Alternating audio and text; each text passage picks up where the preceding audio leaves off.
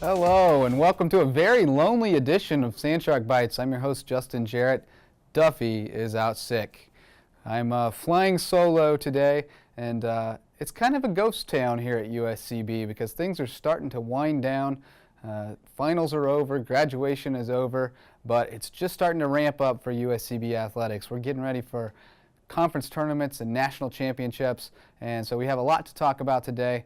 Unfortunately, we'll have 100% less witty banter, so it's going to be just the facts, ma'am, and I'll try to get through them for you.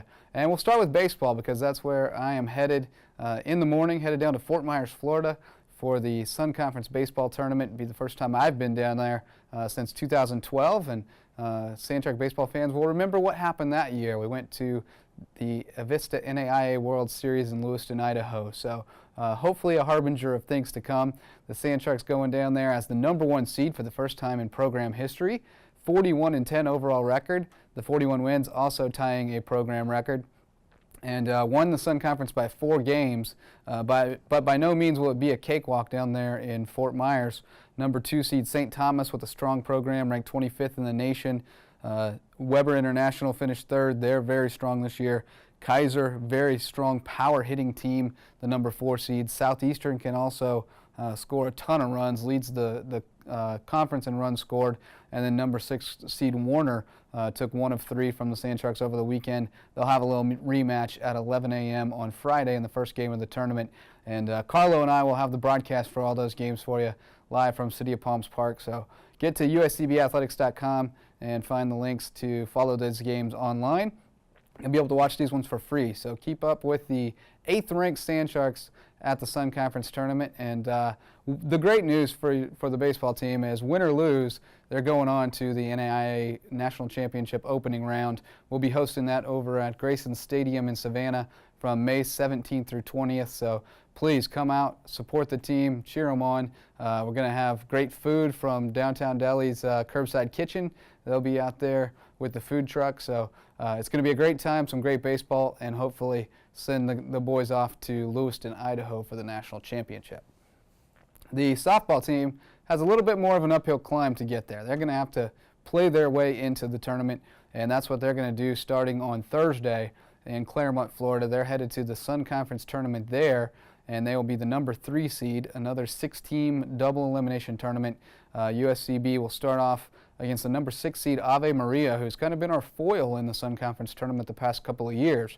They're going to try to win that one, advance on. If they win, they'll play Weber International, the #2 seed, in the second round at 4:30 in the afternoon on Thursday, excuse me, and then hopefully on to the next round to face top-seeded Southeastern, the big rival, and hopefully take that tournament. Sandsharks are the defending champs.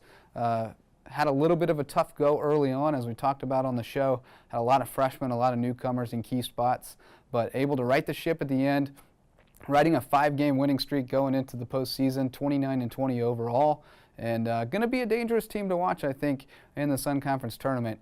We'll also have some news on the postseason awards in softball and baseball coming out on the website, uscbathletics.com, in the next couple of days. The banquets before the tournaments, Wednesday and Thursday night, is when those will be released, and then we'll get them out on the website. So hopefully some great news coming in that department as well. The men's golf team, unable to fulfill its dream of a Sun Conference championship this year. The Sandsharks were shorthanded. #2 guy Judd Milam, who we've talked about a lot on the show, was not in the lineup. He had a schedule conflict, had scheduled to play in an event and in Canada, and then the tournament dates got changed for the Sun Conference Tournament, and he was unable to get his money refunded. So Judd wasn't with the team, but Brad Curran with a phenomenal performance, his fellow senior, tied for 2nd in the tournament. The Sandsharks finished 6th overall, and a great performance from freshman Riley Shank, who came through with a tie for 18th. Easily the best performance so far in his young career, and a very promising one. Now the Sandsharks wait for the news of who will make the national tournament, and doesn't look great for the team. They're probably going to be on the outside looking in, but we'll find out for sure on May 12th. Brad Curran with a possibility of an at-large bid as an individual, so we'll keep our fingers crossed for that and hope that he can play in one more national championship.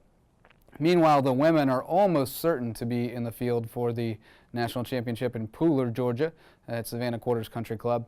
Coach Alexis Bennett's team finished second in the Sun Conference tournament last weekend. We talked about it on the program, and that pretty much locked up their bid. I would be very shocked to learn that they were not in the tournament.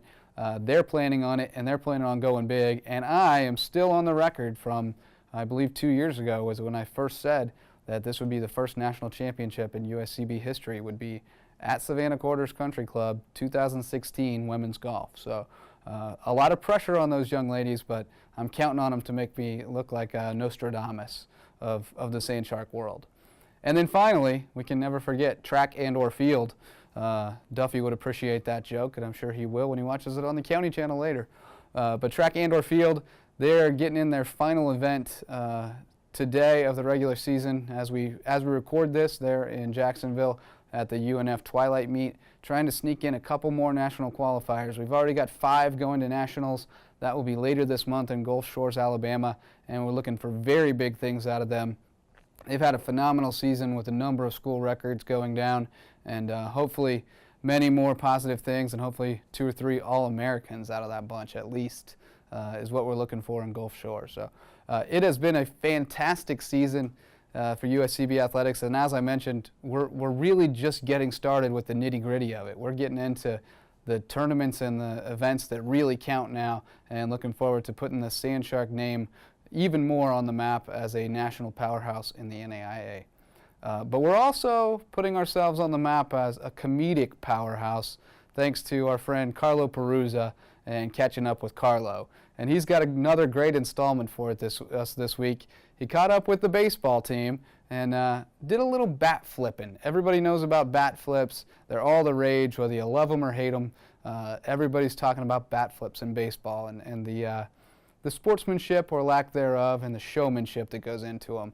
So Carlo caught up with some of the baseball players to get their thoughts and have a little bat flip competition. And that's up next on Sand Shark Bites. Welcome back to Catching Up with Carlo. I'm your host, Carlo Peruzza. Today, we're going to be talking to the USCB Sand Sharks baseball team about bat flips. We're even going to have a bat flip contest to see who has the best bat flip. Let's meet the contestants. What is your opinion of bat flips? They're the greatest thing ever. Oh, bat flips are a big part of the game. MLB was thinking about taking them out. That'd be a terrible idea. I mean, if I could hit a home run, I'd absolutely do it, but I can't. You've never hit a home run? Once. How was that celebration? I thought it was a double, so I was running. Have you ever bat flipped in a game? I have. You have? I have, but the ball didn't go over the fence. The guy caught it. Oh, wow, so you didn't look good at that one. I did. Did you get a lot of heat in the dugout after that? I did not. You know, everybody, then again, I kind of did because everybody laughed at me, so. I mean, Lou didn't get mad, so. I have, but nothing as intense as you're going to see. And what makes for a good bat flip? You got to be creative, you know, and you got to have a little bit of flair about yourself, you know. All about showmanship. You gotta give the people a show. You gotta get creative. Oh yeah, doesn't have to necessarily be the bat. Be it. You hit a bomb, and then you bat flip. Now, it's time to meet the judges. Gore, left-handed pitcher. Paxton Buckner, Ball's out, South Carolina, right-handed pitcher. Blake Drew from Jacksonville, South Carolina, right-handed pitcher. How you doing, everybody? Rocky Balboa here, from Philadelphia, Pennsylvania. What's up? What is your view of bat flips? They happen a lot. Some guys deserve it, some guys take it too far. They're okay, kind of childish in my opinion. I'm not against them if you earn it, but I'm not a fan of it really. Bat flips are kind of the best thing that ever happened in baseball. Like, it makes everybody in the dugout excited and amped up.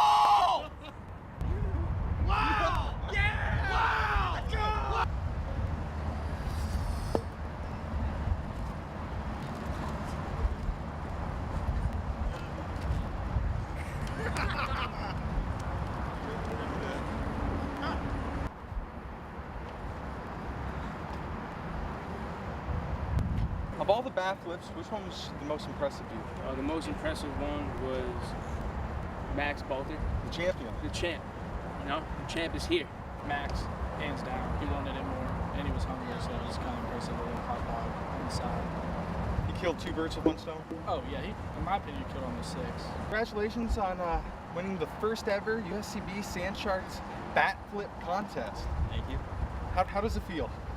Feels real good, especially since I'll never be able to do that in a game. It feels good right now. How did the idea come to you? Well, after the game, our friend brought us some hot dogs, and I had nothing else planned, and I was like, yeah, I'll eat a hot dog. Coming back. Since the judges voted you the winner, are you going to do anything to thank the judges? Like, are you going to take them out to dinner or do something special with them? No, probably not. They're all losers. Even Paxton and Drew? Oh, definitely Paxton. Blake's a close second. I might take Eric out. Eric's a fun time. I think he might get you in a little bit of trouble. It's all right. School's over. Who was the least impressive? The least impressive has to be my brother. He never does anything right. You know, I don't even like him. I just have to deal with him every day. But you knew that coming into this. I knew it. I was like, geez, here's my brother. Wow, this is outrage. That's all for this week.